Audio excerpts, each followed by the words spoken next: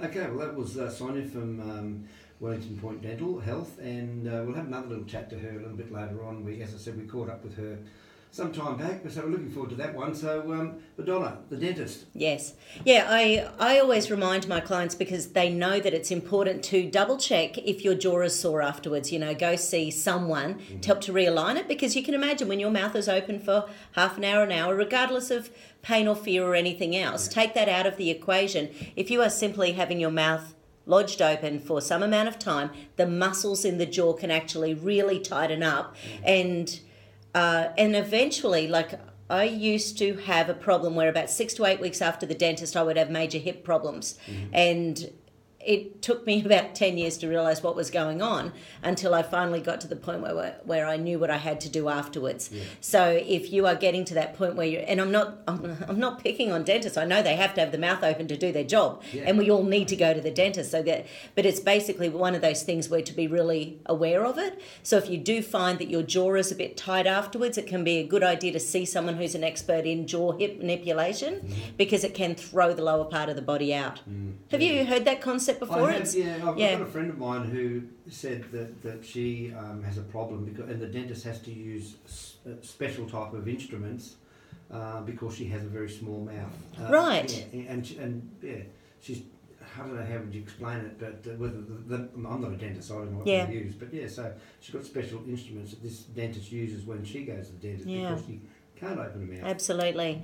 And the other thing that I would quickly mention is that anesthetics can bind with your B12 receptors in your body. So sometimes if you have something simple like dental work, but then are noticing that your energy levels are quite low afterwards, it can be an idea to get some B12. And there's an activated B12, like we were talking last week about methylation, is the best thing for most people. So basically it doesn't have to be digested, it's fully ready to go for your body. So B12 not only helps to pull anesthetics out, but it also helps to regenerate the nerves. Well, as we mentioned there when I was talking to Sonia, the anaesthetics have even improved. Like dentistry's improved so massively. Much, unbelievable from when I was a kid. And I'm not young, and when I went to the dentist for the first time, I was terrified. I had to be literally dragged up the steps. By my mum, my dad, whoever they could get hold of.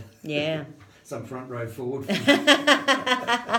the football field across the road. I just didn't want to go to the dentist. I was terrified. And a lot of people of my age, the baby boomer age, are much the same. They're still terrified. I think you even mentioned that you were terrified. Oh yeah, definitely. And because not only me but my kids have all had experiences that have caused pain. But once again, I'm talking 20, 30 years ago, so I'm not talking this week. No, that's right, because, as Sonia mentioned, it's changed so much that it can be painless. But they're doing it right, which is great. All right, look, we'll take a very quick break and we'll come back and we'll chat to Sonia again in a couple of moments. This is Bay FM. Good to have you on board. Russ B and Madonna Guy talking health, and we're talking teeth at the moment. A little bit later on, we'll be talking the environment, plus a few other things on Bay FM.